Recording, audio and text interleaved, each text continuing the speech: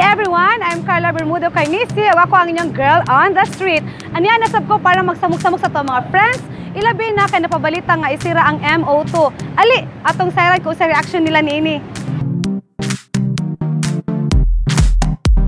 So, kung nasira, wag mi mahimo kay kuan man gyud sa gobyerno. Ako ma-comment lang, okay naman siya kay para less po daw kanang laglag sa mga batanon ba na muna lay kalipay, magsigig nightlife. Ay, para nako it's good kay atong mga estudyante di nasad magantuan because one of the reasons baya na siya nga why our students are not also focused in their studies.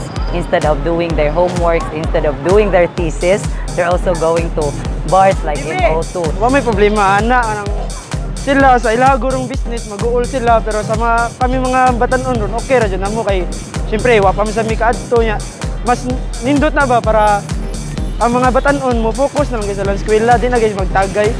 Although sad siya nga ipa-close ang MO2, but I believe nga kanang namon po siya sa because wa siya kanang get og permit ba. Although kanang makuan ang kanang laaganan nga places sa Cebu, but I believe nga we can find other places to go like IT Park. And that's all guys. Kamo, unsa may reaction ninyo sa pagsira sa MO2?